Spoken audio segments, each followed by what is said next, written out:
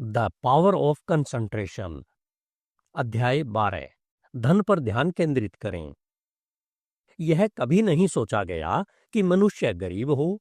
जब धन उचित परिस्थितियों में प्राप्त होता है तो यह जीवन को व्यापक बनाता है। हर चीज का अपना मूल्य होता है। हर चीज का अच्छा उपयोग और बुरा उपयोग होता है। धन की तरह मन की शक्तियों को भी या तो अच्छे के लिए या बुरे के लिए निर्देशित किया जा सकता है। थोड़ा आराम करने से शक्तियां फिर से पैदा होंगी। बहुत अधिक आराम आलस्य और दिमागहीन स्वप्निल लालसाओं में बदल जाता है। अगर आप दूसरों से गलत तरीके से धन अर्जित करते हैं तो आप अपनी शक्तियों का दुरुपयोग कर रहे हैं। लेकिन अगर आपका धन सही स्रोतों से आता है तो आप धन्य हो जाएंगे। धन के माध्यम से हम खुद को और मानवता को ऊपर उठाने के लिए काम कर सकते हैं। धन बहुत से लोगों का लक्ष्य होता है, इसलिए यह उनके प्रयासों को प्रेरित करता है। वे इसे पाने के लिए तरसते हैं ताकि वे ऐसे कपड़े पहने और ऐसे रहें जिससे दोस्त आकर्षित हों। दोस्तों के बिना वे अपने आसपास के माहौल के बारे में इतना खास नहीं सोचते। सच तो यह है कि हम खुद को और अपने आसपास के माहौल को जितना आकर्षक बनाते हैं, उनका प्रभाव उतना ही अधिक प्रेरक होता है। प्रतिकूल और अप्रिय परिस्थितियों से घिरा होना उचित विचार के लिए अनुकूल नहीं है। अतः धन अर्जित करने की ओर पहला कदम है अपने आप को सहायक प्रभावों से घेरना, अपने लिए एक सांस्कृतिक वातावरण का दावा करना, स्वयं को उसमें रखना और उसके प्रभावों से ढलना। सभी युगों के अधिकांश महान व्यक्ति तुलनात्मक रूप से अमीर रहे हैं। उन्होंने धन कमाया है या विरासत में प्राप्त किया है। धन के बिना वे वह सब हासिल नहीं कर सकते थे जो उन्होंने किया। शारीरिक रूप से कठिन परिश्रम करने वाले व्यक्ति के पास उतने उच्च आदर्श नहीं हो सकते जितने कि तुलनात्मक रूप से आराम करने वाले व्यक्ति के पास होते हैं। धन आमतौर पर उपलब्धि का फल होता है, हालांकि यह पूरी तरह से मेहनती होने का परिणाम नहीं है। हजारों लोग कड़ी मेहनत करते हैं लेकिन कभी अमीर नहीं बन पाते। दूसरे लोग बहुत कम प्रयास से धन अर्जित करते हैं। संभावनाओं को देखना धन अर्जित करने की दिशा में एक और कदम है। एक व्यक्ति जितना संभव हो उतना मेहनती हो सकता है, लेकिन अगर वह अपनी मानसिक शक्तियों का उपयोग नहीं करता है तो वह एक मजदूर होगा जिसे उस व्यक्ति द्वारा निर्देशित किया जाएगा जो उसकी मानसिक शक्तियों का अच्छे से उपयोग कर सकता है। कोई भी व्यक्ति अपनी साधारण जिंदगी में केवल कमाई से बचत करके अमीर नहीं बन सकता।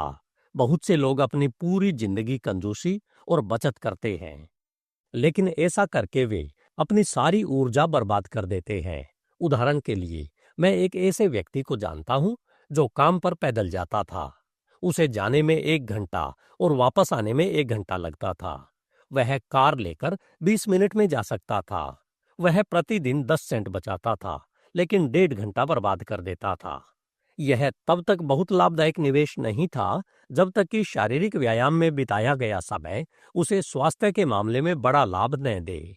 अपने प्रतिकूल व्यावसायिक वातावरण पर काबू पाने के लिए केंद्रित प्रयास में बिताया गया उतना ही समय समृद्धि के मार्ग पर उसके पैरों को मजबूती से स्थापित कर सकता था। वर्तमान पीढ़ी के कई लोगों द्वारा की गई बड़ी गलतियों में से एक यह है कि वे उन लोगों के साथ जुड़ते हैं जो उनके अंदर मौजूद सर्वश्रेष्ठ को बाहर निकालने या विकसित करने में विफल रहते हैं। जब जीवन का सामाजिक पक्ष बहुत अधिक अनन्य रूप से विकसित हो जाता है, जैसा कि अक्सर होता है, और मनोरंजन किसी व्यक्ति के जीवन का मुख्य उद्देश्य बन जाता है, तो वह मितव्ययिता के बजाय अपव्यय की आदतें अपना लेता है। अपने भौतिक, मानसिक, नैतिक और आध्यात्मिक संसाधनों को संरक्षित करने के बजाय उन्हें बर्बाद करने की आदतें बना लेता है। परिणाम स्वरूप उसके पास उचित प्रेरणा की कमी होती है। इसकी ईश्वर प्रदत्त शक्तियां और ताकतें अविकसित होती है और वह अनिवार्य रूप से जीवन के सभी उच्च संबंधों पर गलत निर्णय लेता है। जबकि अपने वित्तीय भाग्य के मामले में वह हमेशा क्षीण होता है, अक्सर परजीवी होता है और हमेशा यदि अवसर मिले तो वह उतना ही भारी उपभोक्ता होता है जितना कि खराब उत्पादक। ऐसा लगता है कि जीवन की त्रासदी का एक हिस्सा यह है कि इन लोगों को जीवन को नियंत्रित करने वाली शक्तियों और नियमों को समझने से पहले ऐसे दर्दनाक सबक सिखाए जाने चाहिए। दूसरों की गलतियों से बहुत कम लोग लाभ उठाते हैं।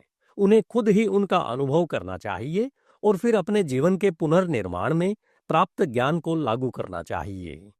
कोई भी व्यक्ति जो कभी भी किसी भी समय पर बहुत अधिक विस्तृत कार्य नहीं करता है, उसे चिंतन करने के लिए समय की आवश्यकता होती है। वह आज अपने कर्तव्यों को उसी तरह से नहीं करता है जैसे कल करता था, बल्कि जानबूझकर और केंद्रित प्रयास के परिणाम स्वरूप लगातार अपने तरीकों को बेहतर बनाने की कोशिश करता है।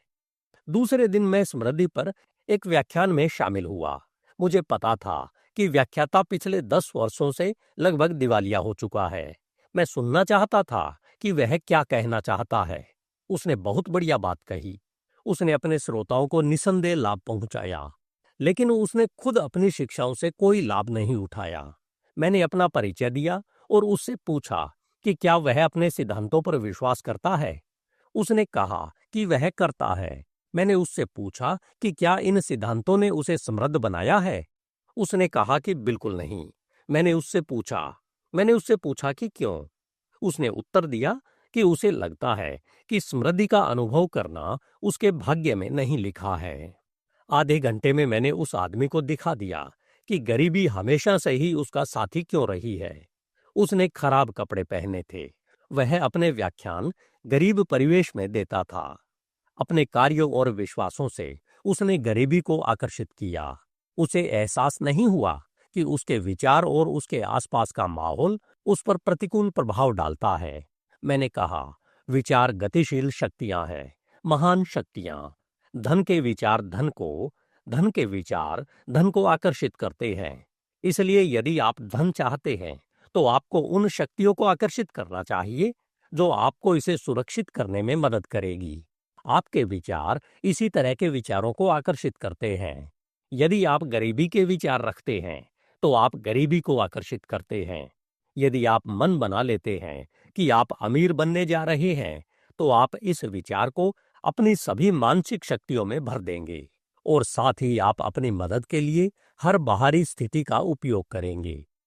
बहुत से लोगों का मानना है कि अगर आपके पास पैसा है तो और ज्यादा पैसा कमाना आसान है, लेकिन यह जरूरी नहीं है कि यह सच हो। व्यवसाय शुरू करने वाले 90% लोग असफल हो जाते हैं। जब तक किसी को निवेश के लिए अच्छे अवसरों की तलाश करने और उनके उपयोग करने के लिए प्रशिक्षित नहीं किया जाता, तब तक धन किसी को ज्यादा संचय करने में सक्षम नहीं करेगा। अगर उसे विरासत में पैसा मिलता है तो संभावना है कि वह उसे खो देगा, जबकि अगर उसने पैसा कमाया है तो वह न केवल उसका मूल्य जानता है बल्कि उसके लिए इस्तेमाल करने की शक्ति भी विकसित की है, और अगर वह इसे खो देता है तो और ज्यादा कमाने की भी। आज व्यवसाय की सफलता दूरदर्शिता, अच्छे निर्णय, धैर्य, दृढ़ संकल्प और दृढ़ उद्देश्य पर निर्भर करती है। लेकिन यह कभी न भूलें कि विचार बिजली की तरह ही वास्तविक शक्ति है। अपने विचारों को ऐसा रखें कि आप जितना अच्छा प्राप्त करेंगे उतना ही अच्छा दूसरों को भी देंगे। यदि आप ऐसा नहीं करते हैं तो आप दूसरों को समृद्ध नहीं कर रहे हैं और इसलिए आप समृद्ध होने के लायक नहीं हैं। जो व्यक्ति दूसरों से बिना कुछ लिए सब कुछ पाने की कोशिश करता है, वह इतना स्वार्थी और मतलबी हो जाता है कि वह अपनी कमाई का आनंद भी नहीं ले पाता। हम हर दिन इसके उदाहरण देखते हैं। हम दूसरों से जो लेते हैं, बदले में वे हमसे भी छीन लिए जाएंगे। सभी दायित्वों को निष्पक्ष और ईमानदारी से पूरा किया जाना चाहिए।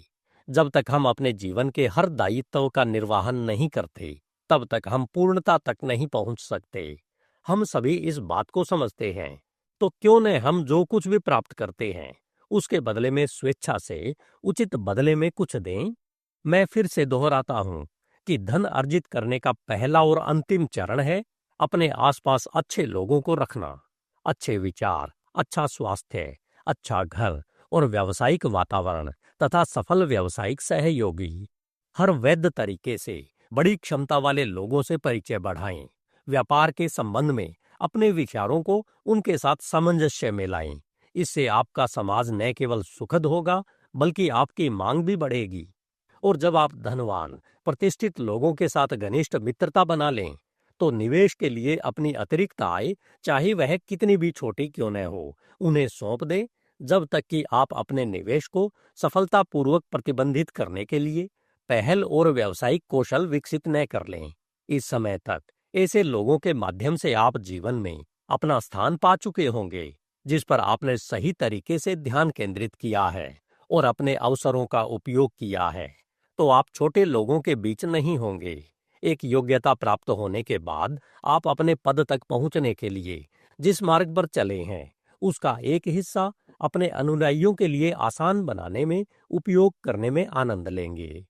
हर मस्तिष्क में कहीं न कहीं वह ऊर्जा होती है जो आपको उस दलदल से बाहर निकालकर सफलता के शिखर पर पहुंचा देगी, बशर्ते आप उस ऊर्जा का सही उपयोग करें।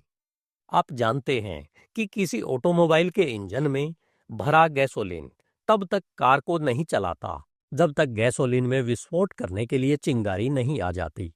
मनुष्य के मन के साथ भी ऐसा ही है। हम यहाँ महान प्रतिभावान व्यक्तियों की नहीं, बल्कि औसत योग्य नागरिकों की बात कर रहे हैं। उनमें से प्रत्येक के मस्तिष्क में असंभव शब्द को पार करने और उससे आगे सफल देश में पहुंचने की क्षमता है। और आशा, आत्मविश्वास और कुछ करने का दृढ़ संकल्प वह चिंगारी पैदा करते हैं जो ऊर्जा को काम करने के लिए प्रेरित करते हैं। धन्यवाद। HindiAudiobook.com। आपका दिन शुभ हो।